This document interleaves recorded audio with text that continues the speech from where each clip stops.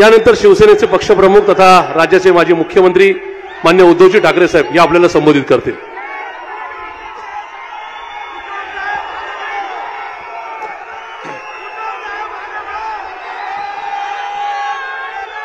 आदरणीय पवार साहेब, माझे मित्र नाना पाटोलेजी, थोरात साहेब, देशमुख साहेब, आपली खासदार सुप्रियाताई, व्यासपीठावरील सर्वच मान्यवर आणि जमलेल्या माझ्या तमाम देशभक्त बांधवांनो, भगिनींनो आणि मातांनो, उद्या 1 मे आहे, महाराष्ट्र दिन. आज मध्यरात्री मी संयुक्त महाराष्ट्राच्या लढ्यासाठी ज्यांनी ज्यांनी बलिदान केलं त्यांना अभिवादन करायला हुतात्मा स्मारकाकडे मी जाणारच आहे. पण आजच्या या पूर्वसंध्येच्या या सभेत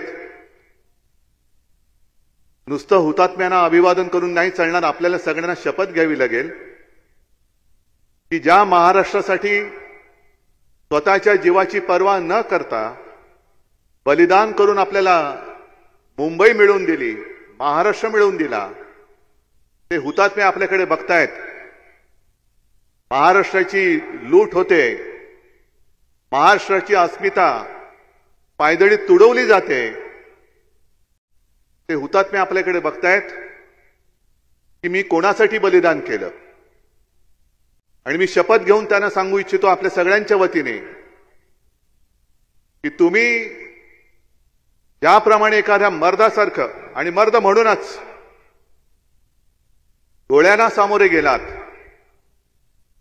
आम्ही आता हा जो हुकुमशाह महाराष्ट्रामध्ये फिरतोय त्याच्या कचाट्यात तुम्ही आम्हाला मिळवून दिलेला महाराष्ट्र, काही झालं, प्राण गेला तरी 72, पण आम्ही महाराष्ट्र त्याच्या हातात जाऊ देणार नाही. सुप्रियाताई, तुझं मला कौतुक करायला पाहिजे, कारण हे असे प्रसंग फार यातनारही असतात. आम्ही त्यातून गेलोय, जात असतोच.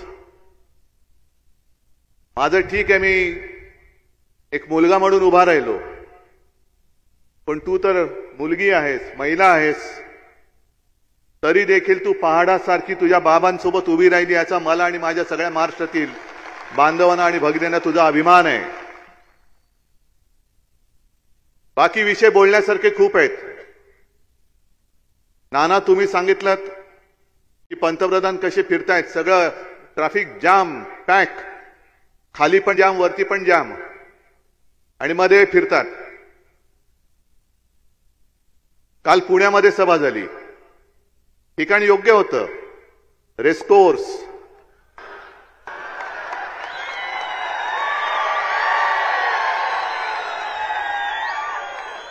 कारण त्यांना झोपेमध्ये सुद्धा घोडेबाजारच दिसतो. पण कोणीतरी सांगायला पाहिजे होतं की हे घोडे वेगळे आहेत, आणि तुम्ही ज्यांना घोडे म्हणून घेतलात, कितीला रे? ते घोडे नाहीत, ती खेचरे आहेत, गाढवं आहेत ओझी वाहणारी. आणि खरे घोडे हे अश्वमेधाचे असतात, रथाचे असतात.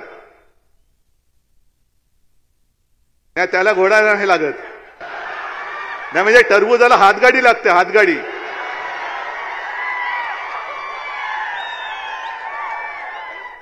पण एकूणच ही जी निवडणूक आहे, मला खरंच कीव येते भाजपाची आणि मोदीजींची. कारण मोदीजींबरोबर माझ्याही सभा झाल्यात,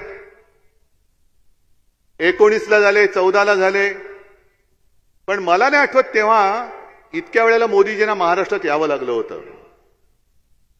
आणि आज मला आठवतंय की त्या सभांमध्ये माझाही उल्लेख त्यांनी माझे लहान भाऊ म्हणून केला होता. Soham Developers, we build for future. Shitole Crystal, Shitole Heights आणि शितोळे पार्क असे 1 ते 3 बेडरूम्सचे वारजे कर्वेनगर भागातील स्मार्ट होम्स, जिथे तुमचे भविष्य होईल सुरक्षित.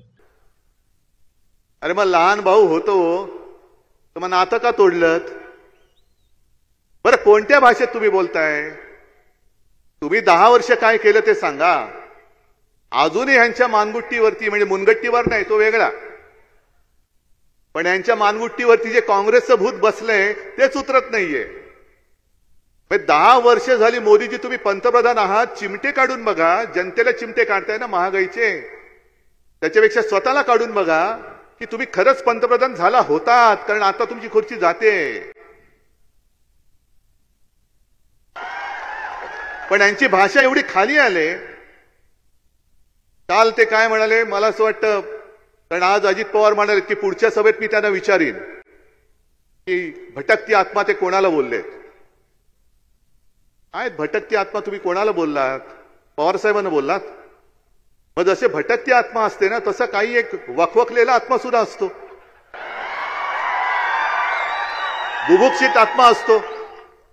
आणि हा वखवकलेला आत्मा कसा असतो माहितीये? सगळीकडे जातो आणि सगळं काय, पवार साहेब त्यांच्या मुलीला मुख्यमंत्री करायला लढतायत, मी माझ्या मुलाला मुख्यमंत्री करायला लढतोय. आणि हे स्वतःसाठी लढतायत, मी माझं माझ्यासाठी आणि सगळी कामं मित्रांसाठी. आम्ही आमच्या मुलांसाठी लढतो आहोत. त्यानं मुख्यमंत्री करायचं की नाही हे जनता ठरवेल, कारण मुख्यमंत्री बनायला लोकांची मतं लागतात. ते एका फोनवर जसं तुम्ही बीसीसीआयचा अध्यक्ष केले शहानी त्यांच्या मुलाला, तसं मुख्यमंत्रीपद नाहीये. पण हा वखवकलेला आत्मा सगळीकडे फिरतोय महाराष्ट्रामध्ये. 15, 20, 25 किती सभा घेत आहेत. पण जर त्या वखवकलेल्या आत्म्याला जरा जरी संवेदना असतील तर जिथे जिथे फिरतायत तिथे तुमच्या नादानपणामुळे या शेतकऱ्यांनी आत्महत्या केल्या. त्यांच्या आत्म्यांकडे बघा, त्यांच्या घराकडे बघा, त्यांच्या घरातल्या तुटलेल्या मंगळसूत्राकडे बघा. शेतकऱ्याचं उत्पन्न तुम्ही दुप्पट करणार होतात. उत्पन्न दुप्पट तर झालंच नाही, पण त्याच्या उत्पादनाचा खर्च वाढला, तो दुप्पट झाला, तिप्पट झाला. आणि आज तुम्हाला महाराष्ट्रामध्ये ठाण मांडून बसण्याची जी वेळ आलेली आहे. पण महाराष्ट्र भोळा आहे, साधा आहे, दिलदार आहे. पण महाराष्ट्र कृतज्ञ नाहीये, अजिबात नाहीये. आणि महाराष्ट्र गद्दार नाहीये. महाराष्ट्राची परंपरा ही शूरांना वंदन करण्याची आहे. म्हणून ते जे आहे ना, शूरामी वंदिले, आज भाजपचं जे चाललंय ते चोरामी वंदिले असं चाललेलं आहे. सगळ्या चोरांना ते वंदन करतायत. आणि कदाचित मोदीजींना माहिती असेल किंवा नसेल, पण असाच एक वखवकलेला आत्मा 300-350 वर्षापूर्वी गुजरातमध्ये जन्मलेला दाहोदमध्ये तो आया आग्रा महाराष्ट्रावरती आलेला चालून. कोण? कशासाठी आलेला? छत्रपती शिवाजी महाराजांनी स्थापन केलेलं हिंदवी स्वराज्य चुरडून टाकण्यासाठी तो आला होता. महाराष्ट्र गिळायला आला होता. अंजनी लॉन्स मंगल कार्यालय, कोंडवे धावडे, पुणे. पार्किंग, जेवणाचा स्वतंत्र हॉल आणि वधूवरांच्या सुसज्ज खोल्यांसह बजेटमध्ये असलेले एकमेव खात्रीशीर मंगल कार्यालय. 27 वर्ष औरंगजेब आग्रा सोडून महाराष्ट्रामध्ये आला. त्यांनी परत कधी आग्रा बघितलाच नाही. इकडेच नुसता त्याचा आत्मा अजूनही भटकत असेल, कुठेतरी अजूनही भटकत असेल. ही अशी वखवाख एवढी बरी नाही. त्या एका लोकांनी तुमच्यावरती विश्वास टाकला. शेतकऱ्यांसाठी म्हणे पवार साहेबांनी काय केलं? मी तर दर सभेमध्ये विचारतो, ग्रामीण भागामध्ये. मला इथे कल्पना नाही, कारण आता पुणे सुद्धा असं वेडवाकडे विचित्र वाढलेलं आहे. ग्रामीण भाग कधी संपतो आणि शहरी भाग कधी संपतो, ग्रामीण कधी सुरू होतो, मला कल्पना नाही इकडे. कारण बऱ्याच वर्षानंतर पुण्यात सभा घेतोय, त्याच्यामुळे मला माहित नाही इकडे काही शेतकरी आले असतील किंवा नसतील. आलेत का? नाही, खरंच आलेत. कारण मी दर सभेत विचारतो की पवार साहेबांनी त्यावेळेला केंद्रीय कृषी मंत्री असताना पहिल्या प्रथम देशातल्या शेतकऱ्यांना कर्ज माफ केलं होतं. आणि त्याच्यानंतर मी मुख्यमंत्री झालो. माझ्या सोबत सगळे महाविकास आघाडीचे, आपले नाना तेव्हा अध्यक्ष होते, थोरात साहेब महसूल मंत्री होते, देशमुख साहेब गृहमंत्री होते, हे आता तिकडे जे गेलेत ते अर्थमंत्री होते. आणि कोणी न मागता महाविकास आघाडीच्या सरकारने शेतकऱ्यांची 2 लाखापर्यंतची पीक कर्जाची जी रक्कम होती ती त्यातलं आम्ही तुम्हाला मुक्त केलं होतं. तेव्हा कापसाचे भाव काय होते, सोयाबीनचे काय होते, हे सगळ्यांना माहिती आहे. आम्ही तुमच्यासारखे खोटं नाही बोललो कधी. आम्ही जे बोलतो ते करून दाखवतो आणि जे करून दाखवतो तेच आम्ही बोलतो. पण ह्यांची वृत्ती एवढी वाईट आहे. आज मला कळत नाही, सुप्रिया तू उल्लेख केला नॅशनल करप्ट पार्टी, आणि क्लीन चिट कोणाला मिळाली? मग 70,000 कोटीचा घोटाळा कोणी केला होता? बँकेचा घोटाळा कोणी केला होता? बरं ते सोडून द्या. काल परवाकडे आपले मोदीजी शिवसेनेला, हो माझ्या शिवसेनेला, माझ्या वडिलोपार्जित शिवसेनेला नकली सेना म्हणाले. कारण त्यांच्या बरोबर आहे गद्दारांची फौज, गद्दारांची टोळी, गाढवांची टोळी, ही त्याला ते सेना मानतायत. मग मोदीजी मला सांगा, आज जर का न्याय तुम्ही लावलात तर तुम्ही जे बोलला होतात नॅशनल करप्ट पार्टी, आता आमचंही चिन्ह गद्दाराने दिले आणि पवार साहेबांचं पण गद्दाराने दिलेलं आहे. मग नॅशनल करप्ट पार्टी ही इकडे आहे का तुमच्या सोबत आहे? मग ही कशी चालते तुम्हाला नॅशनल करप्ट पार्टी? ही एका बाजूला आमच्यावरती टीका करायची नकली सेना, पण अख्खी भ्रष्टाचारांची फौज. म्हणजे मी कालपासून जे बोलतोय, एक अकेला सब पे भारी, सोबत सगळे भ्रष्टाचारी, सगळे सोबत भ्रष्टाचारी आहेत. याची नीती अशी आहे, मी तर हा प्रश्न दरवेळेला विचारतो, जी शिवसेना अख्खी, ज्या शिवसेनेने तुम्हाला कठीण काळात जी मदत केली म्हणून तुम्ही पंतप्रधान झालात, ती शिवसेना तुम्ही संपवायला निघालात. या शिवसेना प्रमुखांनी अत्यंत कठीण आणि प्रतिकूल काळामध्ये सुद्धा मोदींना जेव्हा वाजपेयी काढायला निघाले होते तेव्हा मोदींची बाजू घेतली होती. त्या बाळासाहेबांच्या शिवसेनेला तुम्ही संपवायला निघालात आणि मग कोणाचा तुम्ही प्रचार करताय? मी कालच्याही सभेत विचारला प्रश्न, तोच तुम्हाला विचारतो. तुम्ही युट्यूब बघता ना? मग त्या रवीश कुमारनी काल एक व्हिडिओ टाकलाय, भारतातलं सगळ्यात मोठं सेक्स स्कॅन्डल. मुद्दामून बघा, मोदींना कोण हवे आणि कोण नको.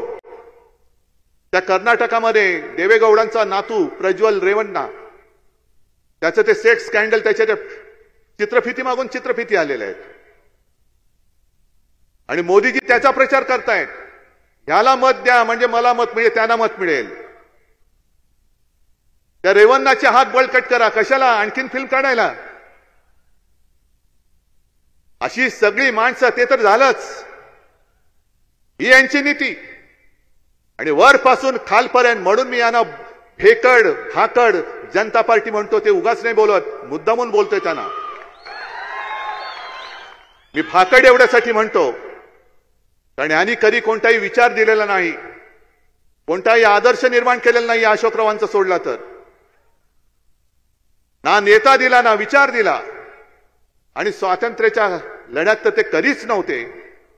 उद्याच्या 1 मेच्या संयुक्त महाराष्ट्राच्या लढ्यामध्ये सुद्धा तेव्हाचा जनसंघ सामील झालेला नव्हता. कारण माझे आजोबा त्यावेळेला अग्रणी होते. शिवसेना प्रमुख तेव्हा शिवसेना नव्हती, पण माझे वडील म्हणजे बाळासाहेब, माझे काका म्हणजे श्रीकांत ठाकरे, हे सुद्धा माझ्या आजोबांच्या खांद्याला खांदा लावून लढत होते. आणि हा इतिहास 300-400 वर्षापूर्वीचा नाहीये, हा आता 60-65 वर्षापूर्वीचा आहे. जनसंघ त्यावेळेच्या संयुक्त महाराष्ट्र समितीमध्ये सामील झाला होता. पण कशासाठी? घुसायचं आणि काय मिळेल ते घेऊन बाहेर यायचं. संयुक्त महाराष्ट्र समितीमध्ये तो सामील झाला आणि जेव्हा निवडणूक लढवण्याची वेळ आली तेव्हा सुद्धा आत्ता सारखाच जागा वाटपावरून घोळ करून पहिली जी संयुक्त महाराष्ट्र समिती कोणी जर का फोडली असेल, ते पाप कोणी केलं असेल तर या भाजपच्या तत्कालीन बापाने म्हणजे जनसंघाने केलेलं आहे. Soham Developers, we build for future. Shitole Crystal, Shitole Heights आणि शितोळे पार्क असे 1 ते 3 बेडरूम्सचे वारजे कर्वेनगर भागातील स्मार्ट होम्स, जिथे तुमचे भविष्य होईल सुरक्षित. म्हणजे यांचा महाराष्ट्र द्वेष हा तेव्हापासूनचा आहे. काल माझी जी सोलापूरला सभा झाली, आज मोदीजी धाराशिवला, म्हणजे त्यांच्या भाषेत उस्मानाबादला होते. मी मोदीजींना जाहीर विनंती म्हणा, आव्हान म्हणा, आव्हान म्हणा, त्यांना मी म्हटलं होतं, शिवसेनेचं जे एक मशाल गीत आहे, त्या मशाल गीतामध्ये तुमच्या सगळ्या अशा ज्या घोषणा आपण देतो ती घोषणा आहे जय भवानी जय शिवाजी. हे मोदींचे जे घरगडी आहेत निवडणूक आयोग, त्यांनी त्यातल्या जय भवानी शब्दाला आक्षेप घेतला. नाही म्हणे तो काढा. म्हटलं कसं काढा? तो जर का काढला तर यांची जी काय बिन आत्म्याची शरीरं फिरतायत तशी आमची अजून झालेली नाही. आमच्या शरीरात आता आजही आत्मा आहे. जय भवानी जय शिवाजी आमचा आत्मा आहे. ही बिना आत्म्याची जी भटकची शरीरं फिरतायत त्यांना जय भवानी जय शिवाजीचं महत्व नाही कळणार. आणि मोदीजी काय सगळी जी नाटकं करतायत, समुद्राच्या बुडाशी जाऊन आले, द्वारकेच्या इकडे जा ना, चांगली गोष्ट आहे. जय श्रीराम, आम्ही जय श्रीराम म्हणतो, बजरंगबली की जय आम्ही म्हणतो, पण तुम्हाला जय भवानी बद्दल एवढा मत्सर का? तुम्ही समुद्राच्या बुडाशी जाऊन आलात, पण धाराशिवला जाऊन तुळजा मातेच्या दर्शनाला अजून तुम्ही गेलेला नाहीत. पंतप्रधान पद बसल्यापासून त्याच्या आधी पण ना मला कधी देवेंद्र तिकडे गेल्याचं आठवत, ना मोदी तुळजाभवानीच्या दर्शनाला गेलेलं आठवत. तुमचा महाराष्ट्र द्वेष हा इथपर्यंत भिनलाय. आणि तुम्हाला जे बहुमत पाहिजे, पाशवी बहुमत पाहिजे, ते घटना बदलण्यासाठी हे आता उघड झालेलं आहे. त्यांचं आजपर्यंत कसं होतं 2014 आणि 19ला मोदी बोले आणि जग हाले.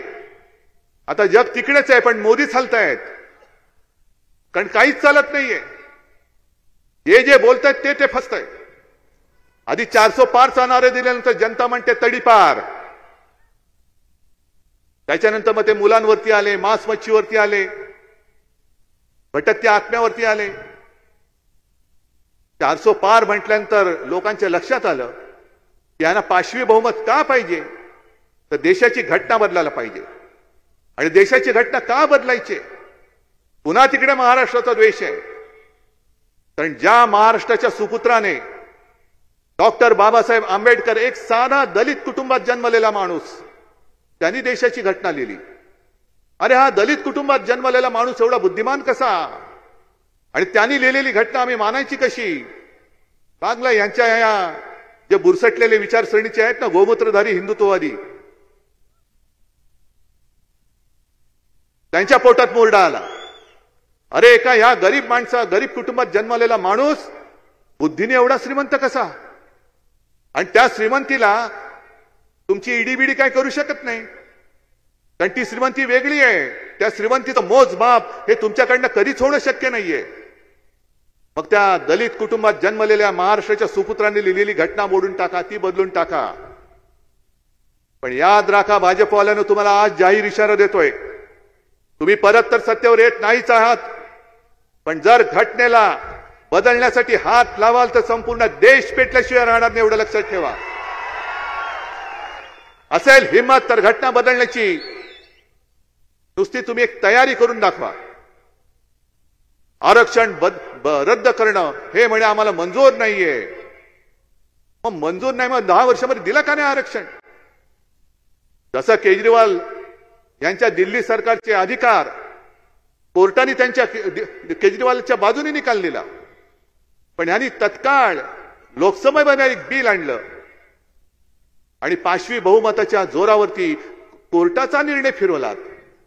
मग माझ्या धनगर समाजाचा, मराठा समाजाचा आम्ही सांगत होतो तुम्ही घ्या तिकडे अधिवेशन, आम्ही पाठिंबा देतो, का तुम्ही आरक्षण नाही त्याने दिलं? पण आपण काय केलं हे सांगायचं नाही. शेतकऱ्याचे भाव, शेतीमालाला दुप्पट भाव कधी मिळणार ते माहिती नाहीये. बरं, एक वन नेशन वन टॅक्स, सगळे एकच. मी म्हटलं ना, मी माझ्यासाठी सगळे एकमेव. जो जीएसटी आणलेला आहे त्या जीएसटीच्या माध्यमातून किती छोट्या मोठ्या व्यापाऱ्यांची पिळवणूक होते तो तुम्ही जाऊन विचारा. म्हणजे अगदी मोदींचे अंधभक्त असतील त्यांना सुद्धा मी सांगतोय, अरे का रे तुमच्या घरामध्ये जेवण नाही जेवत तुम्ही? तर तुमच्याकडे काय वेगळं मोदी भक्ताचं कार्ड आहे की हा ह्याने कार्ड दाखवलं की गॅस सिलेंडर फुकटात मिळतो? गॅस सिलेंडर फुकटात मिळतो. तुम्ही कार्ड दाखवले की पेट्रोल तुम्हाला फुकट मिळतं. आणि मग काही वर्षांपूर्वी मोदींच्या सभेमधला एक व्हिडिओ फिरतोय, भाई और बहनों मुझे बताओ पेट्रोल नीचे गया कि ऊपर गया. बोलले होते ना, डीजल नीचे गया कि ऊपर गया, गॅस नीचे गया कि ऊपर गया. आता तुम्हाला कळलं असेल, कारण मला नव्हतं कळलं. जीडीपी वाढलाय म्हणजे गॅस, डिझेल, पेट्रोल वाढले की नाही वाढलं. अंजनी लॉन्स मंगल कार्यालय, कोंडवे धावडे, पुणे. पार्किंग, जेवणाचा स्वतंत्र हॉल आणि वधूवरांच्या सुसज्ज खोल्यांसह बजेटमध्ये असलेले एकमेव खात्रीशीर मंगल कार्यालय. 15 लाख आले, पण तुमच्या खात्यात 15 लाख नाही आले. निवडणूक रोख्यांच्या माध्यमातून भाजपच्या खात्यात करोडो, हजारो, करोडो रुपये आले. आणि आज जगातला सगळ्यात मोठा घोटाळा आहे असं मी नाही बोलत.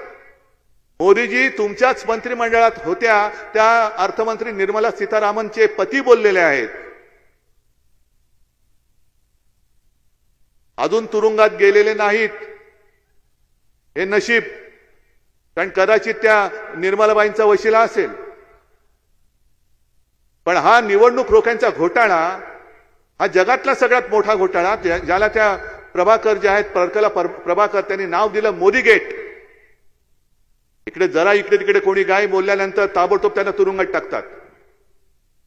पण तिथे निर्मलाबाईंच्या पतीने तो पूर्ण मोठा त्यांचा गौप्यस्फोट केलेला आहे. बरं, ते बोलल्यानंतर सुद्धा निर्मलाबाई म्हणतायत की आम्ही परत निवडणूक रोख्यांची योजना आणणार. आणि तुम्हाला कदाचित माहिती नसेल की कोर्टाचा निर्णय येण्याच्या आधी जवळपास 10,000 रोखे हे छापून तयार ठेवले होते मोदी सरकारने पुन्हा देश लुटायला. मग मला आता सांगा, मोदीजी म्हणतायत की 70 वर्षात काँग्रेसने जे काही केलं नाही ते मी 2.5 वर्षात केलं. हे तुम्हाला पटते की नाही पटत? अरे कसं नाही, मला पटतंय. कारण काँग्रेसनी 70 वर्षामध्ये त्यांच्या खात्यात किती पैसे आहेत काँग्रेसच्या? काही शेकड्या असतील.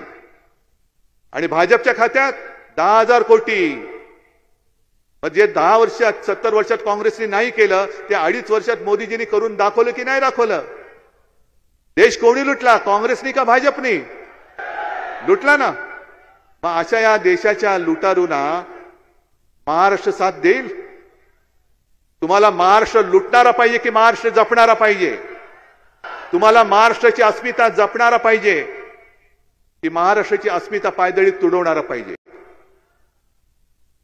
आणि अजूनही कोणाला जर का खोटं वाटत असेल तर मी आत्मविश्वासाने सांगतो की येत्या निवडणुकीमध्ये भाजपा तडीपार होणार म्हणजे होणारच. इंडिया आघाडीचे 300च्या वरती खासदार निवडून येणार म्हणजे येणारच. कोणाचा विश्वास नसेल, पण तुम्हाला आणखीन एक गोष्ट सांगतो. काही वर्षापूर्वी भाजपचे संपूर्ण देशात फक्त 2 खासदार होते. तेव्हा जर का कोण बोललं होतं की भाजपचे आज 2 खासदार आहेत, बघा तुम्ही काही वर्ष त्यांचे 300च्या वरती खासदार येतात की नाही, लोकांनी वेड्यात काढलं असतं. आज मी सांगतो यांचे 300 खासदार आहेत, ते परत 2 खासदार झाल्याशिवाय राहणार नाही. पण हे 2 कोण निवडून आले पाहिजे तुम्हाला माहितीये? हे 2च निवडून आले पाहिजेत.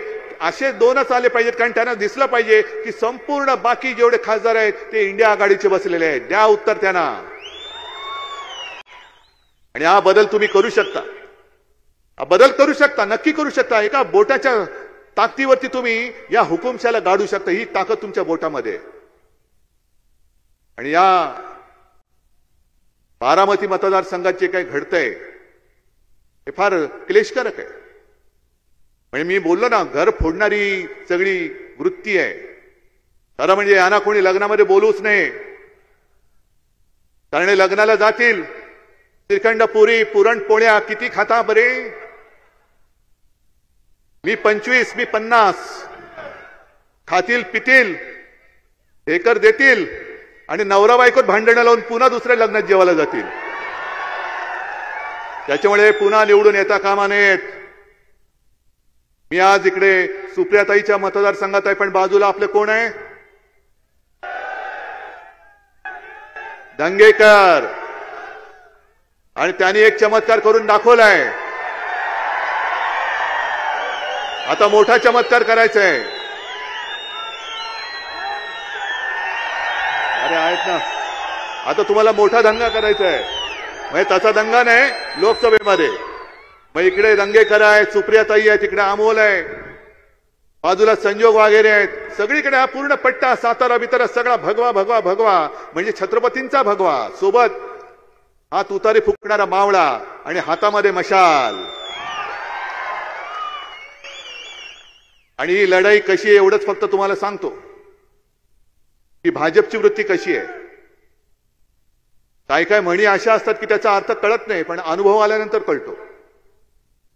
आणि म्हणूनही तुम्हाला मुद्दामून गोष्ट सांगतोय. Soham Developers we build for future. Shitole Crystal, Shitole Heights आणि शितोळे पार्क असे 1 ते 3 बेडरूम्सचे वारजे कर्वेनगर भागातील स्मार्ट होम्स, जिथे तुमचे भविष्य होईल सुरक्षित. एक मोठा डेरेदार वृक्ष होता. आता किती वर्षाचा मी काय बोलत नाही, तर पवार साहेब म्हणतील की अजून मी तरुण आणि तरुणच आहात तुम्ही.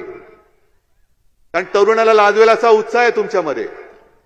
त्याच्यामुळे तुमचा आणि झाडाचा वयाचा संबंध नाही, पण एक शेकडो वर्षाचं झाड होतं, चांगलं मोठा त्याचा बुंदा, मोठा त्याचा बुंदा होता, असा विस्तार होता. पानं फुलं छान डवरून यायची, प्रत्येक सीझनला पानं झडायची, नवीन पानं यायची, फळं यायची. मग झाडावरती काही बांडगुळं होती, काही माकडं खेळायची, काही पक्षी होते तिकडे. पक्षी तर दरवर्षी तिकडे घरटं बांधायचे. आणि अनेक पक्ष्यांच्या अनेक पिढ्या त्या झाडावरती जन्माला आल्या होत्या. पण त्या गावात एक व्यापारी होता, आणि तो व्यापारी काय करायचा, यायचा आणि झाडाच्या फांद्या, झाडाच्या बुंद्याची लाकडं तोडून घेऊन जायचा, फर्निचर बनवायचा. आणि जणू काही लाकडं मीच केली, लस पण मीच केली, लाकड पण मीच बनवली, असं करून स्वतःचं लेबल लावून बाजारात विकायचा. एक दिवस असंच सगळं छान चालू होतं, पण तो व्यापारी कुऱ्हाड घेऊन आला आणि झाडाच्या बुंद्यावरती घाव घालायला लागला. लाकूड तर पाहिजे. सगळे चित्कारायला लागले, पक्षी चित्कारायला लागले, माकडं घाबरली. पक्ष्यांना वाटलं आता या झाडाला किती यातना होत असतील, किती वेदना होत असतील. एक पक्षी जो होता तो झाडाबरोबर बोलायचा आणि त्याला सांगितलं की अरे दादा, तुला खूप वेदना होत असतील ना रे.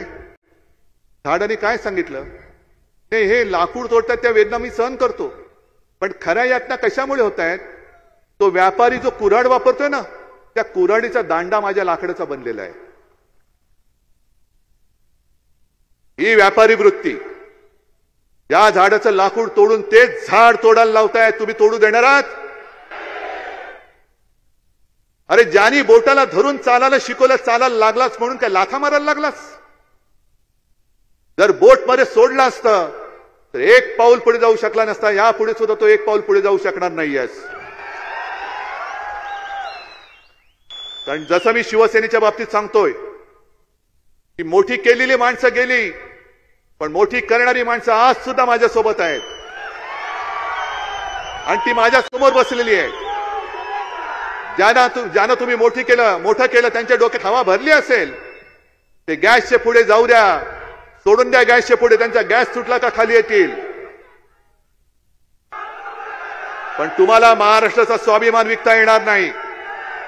तुम्हाला तुमच्या मतांची किंमत ठरवता येणार नाही. मताची किंमत तुमची कोणी ठरवू शकता कामा नये.